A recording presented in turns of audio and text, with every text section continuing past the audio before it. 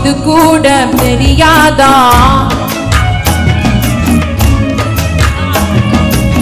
இன்னும் புதுசா இருக்கு, அது இன்னும் இல்லை, வரப்போகுது.